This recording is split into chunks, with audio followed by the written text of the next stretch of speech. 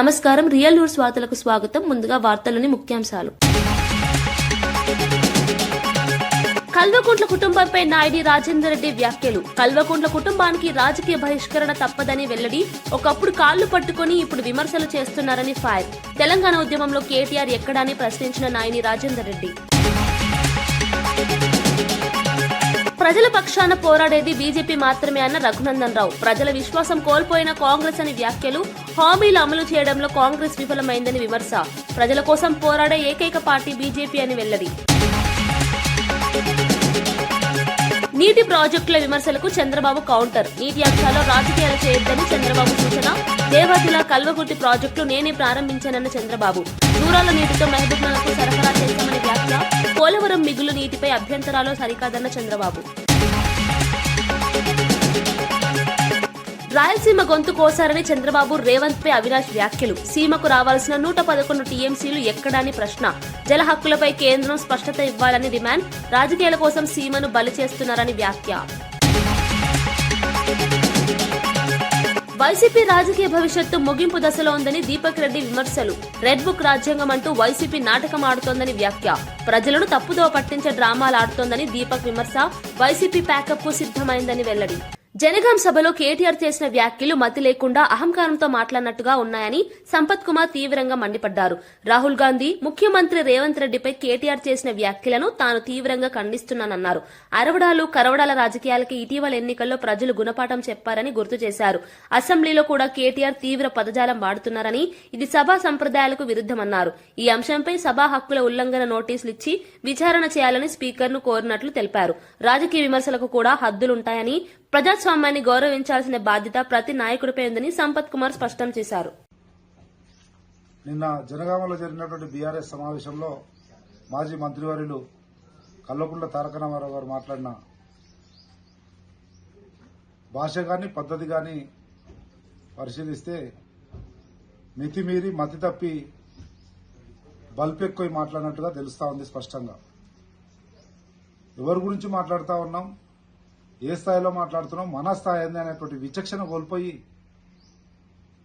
మా రాహుల్ గాంధీ గారి గురించి కానీ, గౌరవ ముఖ్యమంత్రి రేవంత్ రెడ్డి గారి గురించి కానీ మాట్లాడడానికి తీవ్రంగా ఖండిస్తూ, మొన్నటి ఎన్నికలే చూసినాం మనం. ఈ అరవడాలు కరవడాలు ఎక్కువ చేసినందుకే కేటీఆర్ కు బుద్ధి చెప్పి జూబ్లీహిల్స్ ఎన్నికల్లో పరువు పనిచేసారు. నిన్న జరిగినటువంటి సర్పంచ్ ఎన్నికల్లో మళ్లీ అడ్రస్ గల్లంతు చేశారు. అయినా బుద్ధి రాక నైరాశ్యంలో ఓటమి చెందినటువంటి నైరాశ్యంలో అడ్డగోలు మాటలు మాట్లాడి, ఈ హౌల మాటలు మాట్లాడినందుకే కొన్నిసార్లు అనాల్సి వచ్చింది. నేను నాలుగు కోస్తాం, అది కోస్తాం, ఇది కోస్తామని. ఈ హౌల మాటలు బంద్ చేస్తే అందరూ కూడా అదే పద్ధతిలో ఉంటారు. ఈ బుద్ధి లేని పాటలు బంద్ చేసి శాసనసభను కూడా దయచేసి నేను శాసనసభ స్పీకర్ గారికి విజ్ఞప్తి చేస్తా ఉన్నా, ఒక మాజీ శాసనసభ్యుడిగా. శాసనసభ కాదది బూతుల సభ అంటాడు. అంటే శాసనసభనే అగౌరవపరిచే విధంగా సభా హక్కులు నోటీస్ ఇచ్చి పిలిపించి విచారించవలసిందిగా విజ్ఞప్తి చేస్తా ఉన్నా. ఒక వ్యక్తి మీద ఉన్నటువంటి ద్వేషాన్ని, అక్కసును, అసూయను శాసనసభ అనే వ్యవస్థ మీద చూపించి శాసనసభ గౌరవ మర్యాదల్ని కించపరిచే విధంగా కలంకంగా మాట్లాడిన కనుక స్పీకర్ గారు వెంటనే పిలిపించి చర్యలు తీసుకోవాల్సిందిగా విజ్ఞప్తి చేస్తూ, ఇంకొకసారి ఇటువంటి పదజాలం గాని మాటలు గాని మితిమీరి వ్యవహారాలు చేస్తే మాత్రం తీవ్రంగా ఉంటుంది. ప్రత్యక్షంగా చూపించవలసి వస్తుంది అన్న విషయాన్ని కూడా గుర్తు చేస్తూ, రిపీట్ అయితే మాత్రం తోడుకలు తీయాల్సి వస్తుంది బిడ్డ అని చెప్పి తీవ్ర పదజాలంతో హెచ్చరిస్తా ఉన్నాం. రానున్న రోజుల్లో కల్వకుంట్ల కుటుంబానికి రాజకీయ బహిష్కరణ తప్పదని ఎమ్మెల్యే నాయని రాజేందర్ రెడ్డి సంచలన వ్యాఖ్యలు చేశారు. ఒకప్పుడు అదే కుటుంబం వద్దకు వెళ్లి కాళ్లు పట్టుకుని ఇప్పుడు వారినే విమర్శించడం సరికాదన్నారు. కేటీఆర్ వరంగల్ కు వస్తే చెప్పులతో కొట్టిస్తానంటూ తీవ్ర స్థాయిలో వ్యాఖ్యలు చేశారు. గాంధీ కుటుంబం గురించి మాట్లాడే అర్హత కేటీఆర్ కు లేదని అన్నారు. తెలంగాణ ఉద్యమ సమయంలో కేటీఆర్ ఎక్కడ ఉన్నాడో ప్రజలకు తెలుసన్నారు. తాము మాట్లాడడం మొదలు పెడితే వారు ఆత్మహత్య చేసుకునే పరిస్థితి వస్తుందని వ్యాఖ్యానించారు. ఈ వ్యాఖ్యలు రాజకీయ వర్గాల్లో తీవ్ర చర్చకు దారితీస్తున్నాయి. నిన్న కేటీఆర్ గారు మాట్లాడిన భాష తీరు రాహుల్ గాంధీ గారి మీద నిజంగా కూడా ఈ రాను ఈ కుటుంబ బహిష్కరణ జరుగుతుంది కావచ్చు చూడబోతే. వాళ్ళ చెల్లో దిక్కు ఏం మాట్లాడుతుంది. ఒక మహిళ అయ్యే ఉండి పీకి ఏం కట్టలు కట్టినని ఒకతంట ఒక ఆమె. ఈయనను రాహుల్ గాంధీ గారిని పట్టుకొని ఆ కుటుంబాన్ని ఇంటికి మీరు తెలంగాణ ఇయ్యగానే ఇంటికి పోయి కాళ్ళు పట్టుకున్న మీరు మరి ఈ మూర్ఖులను ఏమనాలో అర్థం కావట్లే. కానీ ఒక్కటైతే చెప్పగలుగుతా, మీ భాష తీరు తెలంగాణ వచ్చినప్పటి నుండి అతి చిల్లరగా తీరుగా మీ కుటుంబం ఈ మాటలు మాట్లాడటం రాబోయే రోజులలో వరంగల్ కనుక వస్తే బిడ్డ అని అనుకుంటాను. చెప్పులతోటి కొట్టి పంపించకపోతే అడుగు నా పేరు, చెప్పులతోటి కొట్టిస్తా నిన్ను. నువ్వు రాహుల్ గాంధీ కుటుంబం గురించి ఏమి తెలుసు అని చెప్పి నువ్వు మాట్లాడుతున్నావు. తెలంగాణ ఉద్యమం అప్పుడు ఎక్కడున్నావు నువ్వు? అప్పుడు అధికారులను అట్లా తిట్టినావు. ఇప్పటికీ ఆ క్లిప్పింగ్లు చూసి ఏమి బతుకురా మీది? మారారా అదిగా? బుద్ధి సిగ్గు శరం లజ్జ ఇంకా రావట్లేదా మీకు? ఇంతమంది ఇన్ని చేసినా కానీ నోటికి ఏదొస్తే అది మాట్లాడటమేనా? సంస్కారం సభ్యత లేదు. మేము అనలేవురా తిట్టలేమా? నేను తిట్టలేకనా? అందులో పిహెచ్డీలు చేసినాం. వల్ల మేము మా దాంట్లో అంతమంది ఉన్నారు పిహెచ్డీలు చేసిన వాళ్ళు. మేము తిట్టుడు మొదలు పెడితే బిడ్డ మీరు ఆత్మహత్యలు చేసుకోవాలి, మీ బతుకులు కానీ మీ ఏంటి చెప్తే మరి నోరు వెళ్తే పోనీ అని చెప్పి కక్ష సాధింపు చర్యలు ఉండొద్దు కదా అని చెప్పి మా ముఖ్యమంత్రి గారు ఓపికతోటి జట్టుకుంటూ పోతుంటే ఒక్కడన్నా ఆయవన్న ఉన్నాడు. అలా ఒక్కడన్నా జిల్లా గురించి కొట్లాడి తెచ్చేటోడు వాళ్ళు ఉన్నాడు. ఇలా మేము నెలకోసారి పెడుతున్నాం రివ్యూ మీటింగ్లు, 2 నెలలకోసారి పెట్టుకుంటున్నాం. అభివృద్ధి మీద ఏదో మీటింగులు పెట్టుకొని వదిలిపెట్టడం కాదు. ఖమ్మం జిల్లాను సస్యశ్యామలం చేయాలనే లక్ష్యంతో కేసీఆర్ హయాంలో సీతారామ సాగర్ ప్రాజెక్టు 90% పూర్తయిందని కేటీఆర్ అన్నారు. కానీ ప్రస్తుతం జిల్లాలో ఉన్న 3 మంత్రులు కమిషన్ల కోసం ఆ ప్రాజెక్టును పక్కన పెట్టేశారని ఆరోపించారు. 30% కమిషన్ వసూలు చేసి జేబులో నింపుకోవడమే తప్ప జిల్లాకు ఉపయోగపడే పనులు చేయడం లేదని విమర్శించారు. ఈ నిర్లక్ష్యం వల్ల రైతులు తీవ్రంగా నష్టపోతున్నారని అన్నారు. సీతారామ సాగర్ పూర్తయితే ఖమ్మం జిల్లాకు శాశ్వత సాగునీటి భద్రత లభిస్తుందని తెలిపారు. ప్రభుత్వ వైఫల్యాల వల్ల కీలక ప్రాజెక్టులు నిలిచిపోతున్నాయని కేటీఆర్ వ్యాఖ్యానించారు. నేను ఒక్కసారి మీరు దయచేసి ఆలోచించాలని కోరుతా ఉన్నా. 2 ఏళ్ళు అయిపోయింది. ఎన్ని ఈస్ట్ మన్ కలర్లో సినిమాలు చూపెట్టారు. అద్భుతమైన రంగుల కళ లాంటి సినిమా. మీకు ఇది ఇస్తాం, అది ఇస్తాం, అది చేస్తాం, ఇది చేస్తాం. 2 ఏళ్లలో ఏం చేశారు ఖమ్మానికి నేను అడుగుతున్నా. ఈ జిల్లాలో కేసీఆర్ గారు 7.5 లక్షల ఎకరాలకు నీళ్లు ఇవ్వాలని చెప్పి, గోదావరి జలాల మీద పూర్తి హక్కు ఖమ్మం జిల్లాకి దక్కాలని చెప్పి, ఎందుకంటే మీ తర్వాత కిందికి ఆంధ్రాకి, ఆంధ్రా నుంచి కిందికి సముద్రంలోకి నీళ్లు పోతాయి. తెలంగాణలో కిందేమీ లేదు ఇంకా ఖమ్మం తర్వాత, కొత్తగూడెం తర్వాత. కాబట్టి మన నీళ్లు, మన గోదావరి నీళ్లు మరి ఏవైతే పూర్తి స్థాయిలో ఖమ్మం జిల్లాకి దక్కాలో దానికోసం సీతారామ సాగర్ అనే ప్రాజెక్టును అద్భుతంగా డిజైన్ చేసి 7.5 లక్షల ఎకరాలు, కొత్తగా 3,40,000 ఎకరాల ఆయకట్టు, అట్లాగే స్థిరీకరించబడే ఆయకట్టు ఏదైతే ప్రస్తుతం కృష్ణ కింద ఉందో, ఎన్ఎస్పి కింద ఉందో దాన్ని కూడా స్థిరీకరించడానికి మరొక 3.5 లక్షల ఎకరాలకి, మొత్తం కలిపి 7.5 లక్షల ఎకరాలకి నీళ్ళిచ్చే ప్రతిపాదించే ప్రాజెక్టు సీతారామ సాగర్. ఏనుగెళ్ళింది తోక చిక్కింది అన్నట్టు 90% పనులు కేసీఆర్ గారే పూర్తి చేసినారు. చేసి చివరికి మనం దిగిపోయే నాడు డిసెంబర్ 2023లో కట్టిన ఇల్లు పెట్టిన పొయ్యి అన్నట్టుగా వీళ్ళ చేతికి తాళాలు ఇచ్చి మనం పక్కకు తప్పుకున్నాం. 2 ఏళ్ళైంది. ఏం చేశారు మరి? అశ్వారావుపేటలో ఈరోజు నిజానికి ఒక్క సీతారామ సాగర్ ద్వారా 1,30,000 ఎకరాలకి నీళ్ళు ఇచ్చేదానికి కేసీఆర్ గారు డిజైన్ చేశారు. సత్తుపల్లి నియోజకవర్గంలో కల్లూరు కావచ్చు, వేంసూరు కావచ్చు, పెనుబల్లి కావచ్చు, 4 మండలాల్లో 40,000 ఎకరాలకు నీళ్ళు ఇవ్వడానికి సీతారామ సాగర్ని కేసీఆర్ గారు డిజైన్ చేశారు. ఇవాళ ఇల్లెందు నియోజకవర్గంలో 20,000 ఎకరాలకు నీళ్లు రావాలి. కొత్తగూడెంలో 10,000 ఎకరాలకు రావాలి. అట్లాగే వైరా నియోజకవర్గంలో 20. హైదరాబాద్ ఒకప్పుడు ఆహ్లాదకర నగరంగా ఉండేదని, ఇప్పుడు కాలుష్య కూరల్లో చిక్కుకుపోతుందని ఉప ముఖ్యమంత్రి భట్టి విక్రమార్క అన్నారు. నగరంలోని కాలుష్య కారక పరిశ్రమలను ఔటర్ రింగ్ రోడ్ బయటకు తరలించేందుకు హిల్ట్ పాలసీ తీసుకొస్తున్నామని తెలిపారు. ఈ నిర్ణయం ఇప్పుడే తీసుకున్నది కాదని, ఉమ్మడి ఏపీ హయాంలో 2013లోనే ఈ దిశగా ఆలోచన ప్రారంభమైందని చెప్పారు. బీఆర్ఎస్ పాలనలో కూడా 2019, 2020లో కార్యాచరణ జరిగిందని గుర్తు చేశారు. నగర ప్రజల ఆరోగ్యాన్ని కాపాడటమే లక్ష్యంగా దిశగా ఈ విధానం అమలు చేస్తున్నామని స్పష్టం చేశారు. హైదరాబాద్ ను పర్యావరణ హిత నగరంగా మార్చడమే ప్రభుత్వ ఉద్దేశమన్నారు. ఒకప్పుడు ఆహ్లాదకరమైన వాతావరణానికి మారు పేరుగా నిలిచిన హైదరాబాద్ లో గత కొంతకాలంగా వాయు కాలుష్యం ప్రమాదకరంగా మారింది. ఇది అందరూ మాట్లాడుతూ ఉన్నారు. బాలానగర్, జీడిమెట్ల వంటి ప్రాంతాల్లో కాలుష్య స్థాయి నిర్దేశక ప్రమాణాలకు మించిపోయింది. కాలుష్య నివారణపై సుప్రీంకోర్టు, హైకోర్టు మరియు ఎన్జీటీలు పలు సూచనలు చేయడంతో ప్రభుత్వంలో ఓఆర్ఆర్ లోపల కాలుష్యం తగ్గించే చర్యలు చేపట్టింది. అధ్యక్ష, ఇది ఈనాటి నిర్ణయాలు కాదు. ఈ నిర్ణయాలన్నీ కూడా ఈ పరిశ్రమలు ఇక్కడ నుంచి బయటకు తీసుకొని పోవడం కోసం ఆనాటి ఉమ్మడి రాష్ట్రంలో ఈ కాలుష్యాన్ని దృష్టిలో పెట్టుకొని, ఎన్జీటీ వాళ్ళు ఇచ్చిన సూచనలు దృష్టిలో పెట్టుకొని, మారుతున్నటువంటి పరిస్థితులు దృష్టిలో పెట్టుకొని ఆనాటి ఉమ్మడి రాష్ట్రంలో 2012 జూలై 28న ఒక జీవోను ఇష్యూ చేసింది అధ్యక్ష. GO number 508. పరిశ్రమల శాఖ కమిషనర్ నేతృత్వంలో కమిటీని ఏర్పాటు చేసి ఆ కమిటీలో FAPCCI, federation of Andhra Pradesh chambers of commerce, ఫ్యాప్సియా, అసోసియామ్, హెచ్ఎండిఏ, జిహెచ్ఎంసీ కమిషనర్లు మరియు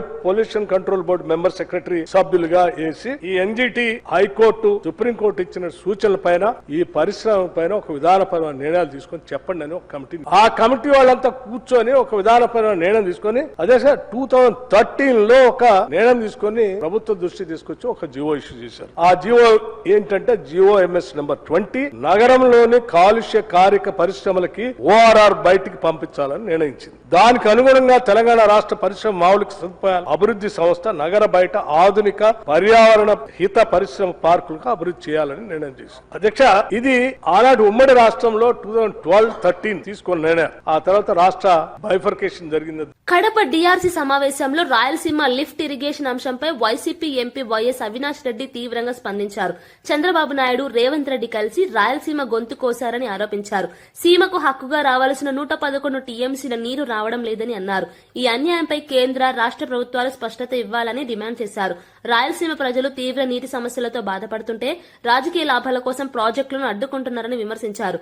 ఈ వ్యాఖ్యలు జల రాజకీయాల్లో మళ్లీ దుమారం రేపుతున్నాయి. తెలంగాణ ముఖ్యమంత్రి గారు మాట్లాడిన తర్వాత తాను, ఆంధ్రప్రదేశ్ ముఖ్యమంత్రిగా చంద్రబాబు నాయుడు గారు మేమిద్దరం క్లోజ్డ్ రూమ్లో కూర్చొని రాయలసీమ ఎత్తిపోతలకు పూర్తిగా సమాధి కట్టేసినాము, పూర్తిగా పనులు ఆపిచ్చేసినామని చెప్పి తెలంగాణ అసెంబ్లీ సాక్షిగా రేవంత్ రెడ్డి గారు ఏదైతే మరి స్పష్టం చేశారో ఆ మాట చెప్పినప్పటి నుంచి కూడా రైతుల్లో తీవ్రమైన అభద్రతాభావము, ఆందోళన ఉన్నాయి. రైతుల అభద్రతాభావము, రైతుల ఆందోళనను డిఆర్సీ ద్వారా ప్రభుత్వం దృష్టికి తీసుకెళ్లేందుకే మేమందరం వచ్చాం. మరి ముఖ్యంగా ఈరోజు మాకు ఎటువంటి అసలు ఏమాత్రం కూడా మా వాదన వినే పరిస్థితి కూడా అక్కడ కనిపించలేదు. ఈరోజు ప్రతి రైతులో కూడా ఆందోళన ఉంది. వర్షాలు బాగా పడినప్పుడు, శ్రీశైలంలో ఫ్లడ్డేస్ ఎక్కువ ఉన్నప్పుడు తెలంగాణ పవర్ జనరేట్ చేసిన, తెలంగాణ ఎత్తిపోతల పథకాల్లో నీళ్లు ఎత్తిపోసుకున్నా మనం గ్రావిటీ ద్వారా తీసుకోవచ్చు. ఏది వర్షాలు బాగా పడినప్పుడు, ఫ్లడ్ డేస్ దాదాపు 150-180 రోజులు ఫ్లడ్ డేస్ ఉన్నప్పుడు ఇది సాధ్యం.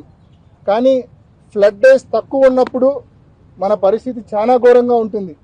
మన ప్రాంతానికి 111 టీఎంసీలు రావాలా, ఎస్ఆర్బీసీకి సంబంధించి 19 టీఎంసీలు రావాలా, తెలుగు గంగకు సంబంధించి 39 టీఎంసీలు రావాలా, జిఎన్ఎస్ఎస్ కి సంబంధించి 38 టీఎంసీలు రావాలా, చెన్నై డ్రింకింగ్ వాటర్ కు 10 టీఎంసీలు రావాలా, కేసీ కెనాల్ ఏదైతే ఇక్కడ మనం శ్రీశైలం నుంచి మనం తీసుకుంటామో దానికి 10 టీఎంసీలు రావాలా, మొత్తం 111 టీఎంసీలు నీళ్లు మనకు రావాలా.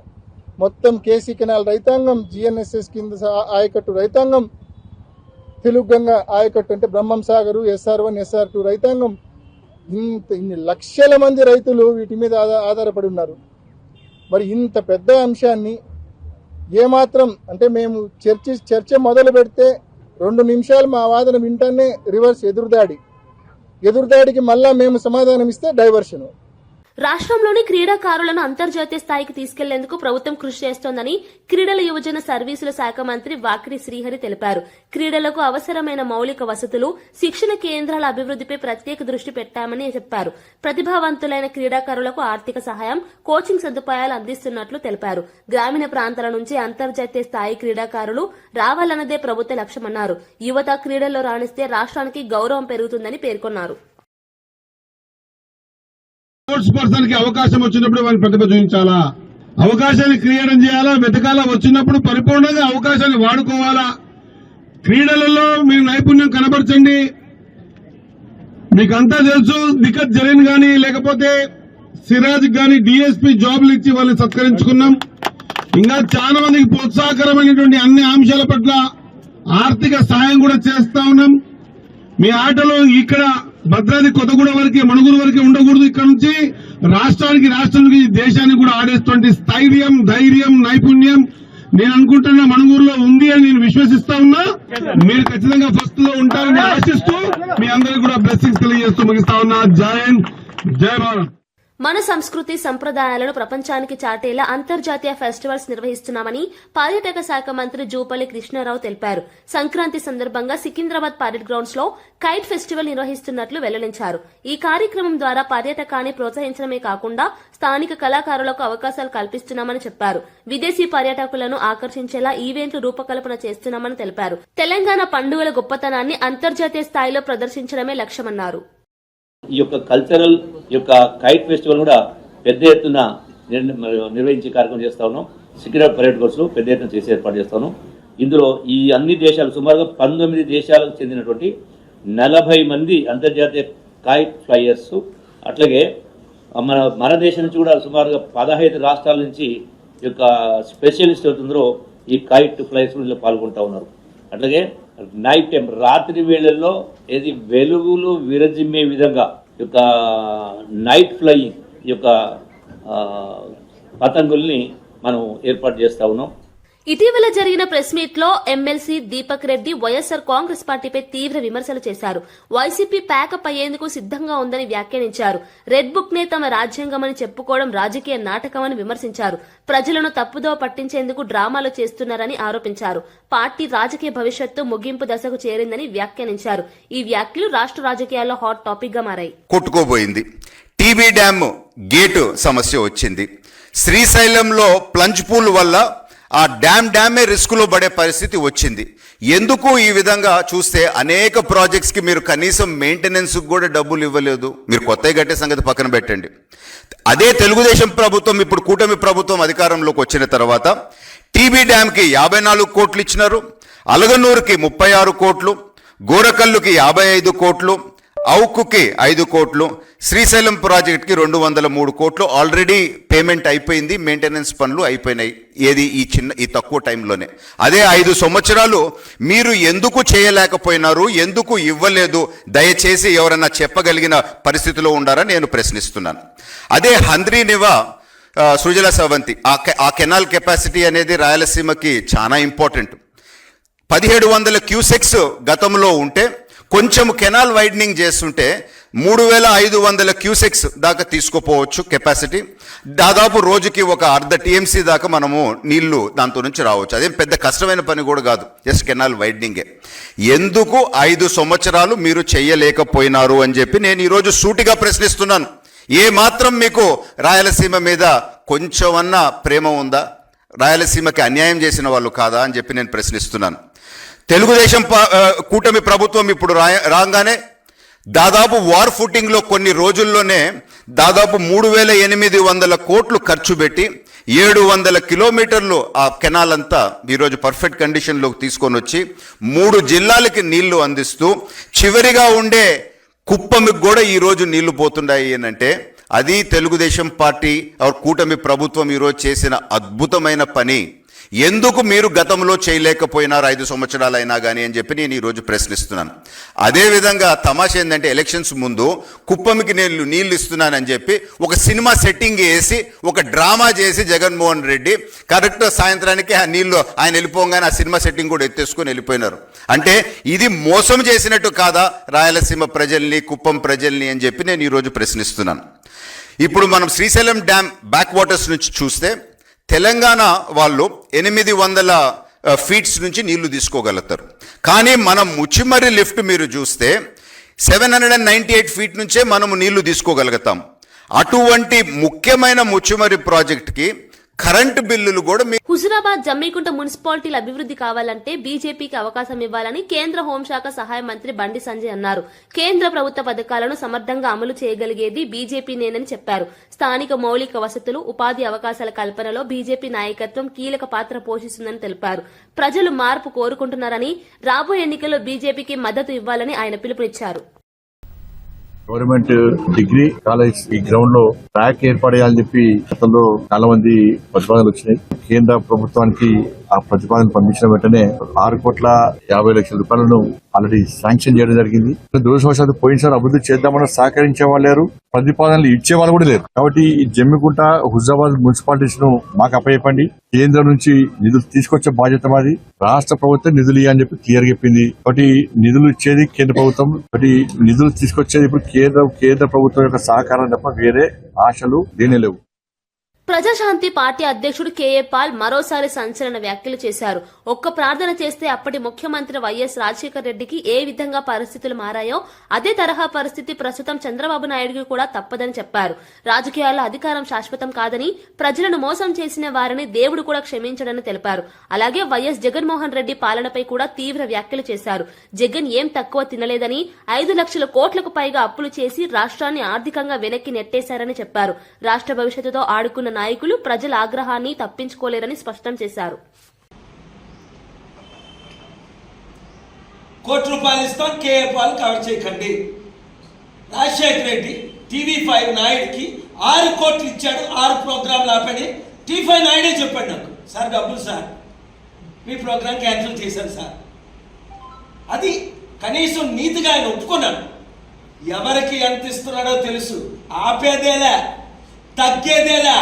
దేవుని శాపాలు ఈ ఓనర్స్ మీద రాకపోతే నా చూడండి అంతే, ఎవరి మీద రాలేదు.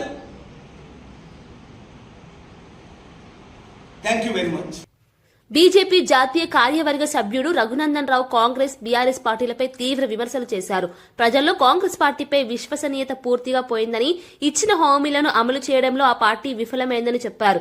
అధికారంలోకి వచ్చినప్పటి నుంచి కాంగ్రెస్ ప్రజల సమస్యలను పక్కన పెట్టి రాజకీయ లెక్కలకే ప్రాధాన్యమిస్తోందని వ్యాఖ్యానించారు. ఇక బీఆర్ఎస్ పార్టీపై కూడా రఘునందన్ రావు విమర్శలు గుప్పించారు.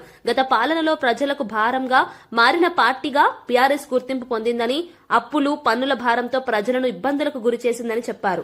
తెలంగాణ ప్రజలకి ఇంట్లోకే ఇష్టం లేనప్పుడు బయట గురించి మాట్లాడే ఉంటది.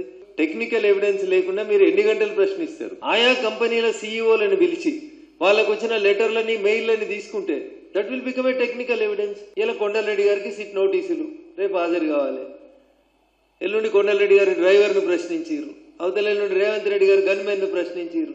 ఎన్ని రోజులన్నా ఈ ప్రశ్నించుడు? ఫలితం ఎప్పుడు వస్తే చెప్పుండ్రి. కర్త కర్మ క్రియ ఏళ్ళన్నీ ఒక్కరికే చూపెడుతున్నాయి. ఒక్కరిని పిలిచేందుకు మీకు భయం అవుతుంది. సిట్కి ఇంటి అల్లుని ఫోన్ ఇవ్వడానికి ఇంటి ఆర్డర్ ఇంతకంటే ఫాల్తు పంచాయతీ ఉంటుందా అని అడిగింది బిడ్డ. SIT సిట్టా లేకపోతే CIT సిట్టా నాకైతే అర్థమైతలేదు. కాంగ్రెస్ ఇన్వెస్టిగేషన్ టీం ఏమైనా అవుతుందా, ఏమైతుందో అర్థమైతలేదు. వైఎస్ఆర్సీపీ కేంద్ర కార్యాలయం తాడేపల్లిలో మాజీ ముఖ్యమంత్రి, పార్టీ అధినేత వైఎస్ జగన్ సమక్షంలో జనసేన పార్టీకి చెందిన కీలక నేతలు వైఎస్ఆర్సీపీలో చేరారు. ఏలూరు జిల్లా చింతలపూడి నియోజకవర్గానికి చెందిన జనసేన నాయకులు బండారు గంగా సురేష్, ఆనం సుభాష్ తో పాటు పశ్చిమ గోదావరి జిల్లా పాలకొల్లు నియోజకవర్గానికి చెందిన జడ్డు దామోదర్ పార్టీ కండువా కప్పుకొని అధికారికంగా వైఎస్ఆర్సీపీలో చేరారు. ఈ సందర్భంగా వైఎస్ జగన్ వారికి పార్టీ తరఫున స్వాగతం పలికారు. ప్రజల కోసం పనిచేసే నాయకులకు వైఎస్ఆర్సీపీలో ఎప్పుడు స్థానం ఉంటుందని చెప్పారు. రాష్ట్రంలో ప్రజా సమస్యల పరిష్కారమే లక్ష్యంగా ముందుకు సాగాలని సూచించారు.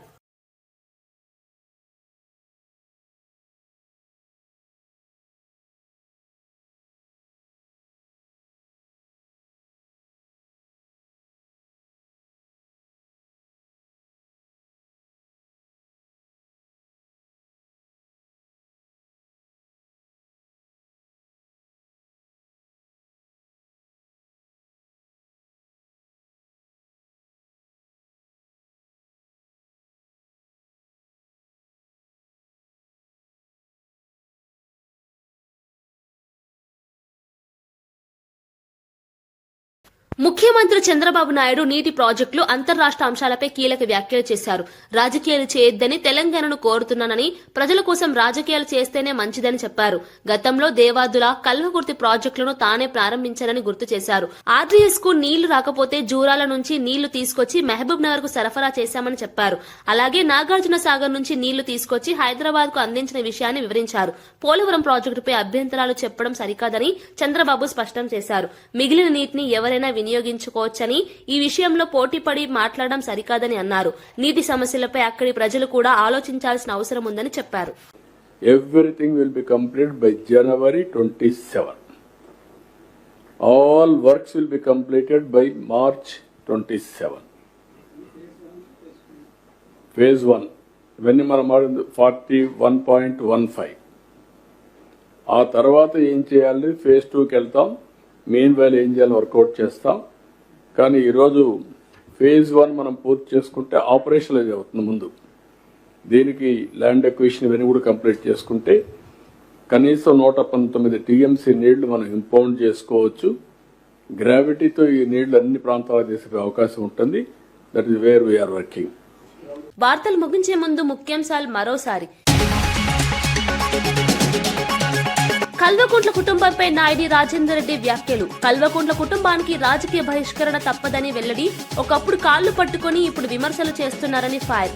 తెలంగాణ ఉద్యమంలో కేటీఆర్ ఎక్కడాని ప్రశ్నించిన నాయుడి రాజేందర్ రెడ్డి. ప్రజల పక్షాన పోరాడేది బీజేపీ మాత్రమే అన్న రఘునందన్ రావు. ప్రజల విశ్వాసం కోల్పోయిన కాంగ్రెస్ అని వ్యాఖ్యలు. హామీలు అమలు చేయడంలో కాంగ్రెస్ విఫలమైందని విమర్శ. ప్రజల కోసం పోరాడే ఏకైక పార్టీ బీజేపీ అని వెల్లడి. నీటి ప్రాజెక్టుల విమర్శలకు చంద్రబాబు కౌంటర్. నీటి అంశాల్లో రాజకీయాలు చేయొద్దని చంద్రబాబు సూచన. దేవాదుల కల్వకుర్తి ప్రాజెక్టులు నేనే ప్రారంభించానన్న చంద్రబాబు. దూరాల నీటితో మహబూబ్నగర్కు సరఫరా చేస్తామని వ్యాఖ్య. పోలవరం మిగులు నీటిపై అభ్యంతరాలు సరికాదన్న చంద్రబాబు. రాయలసీమ గొంతు కోసారని చంద్రబాబు రేవంత్ పై అవినాష్ వ్యాఖ్యలు. సీమకు రావాల్సిన 111 టీఎంసీలు ఎక్కడాని ప్రశ్న. జల హక్కులపై కేంద్రం స్పష్టత ఇవ్వాలని డిమాండ్. రాజకీయాల కోసం సీమను బలి చేస్తున్నారని వ్యాఖ్య.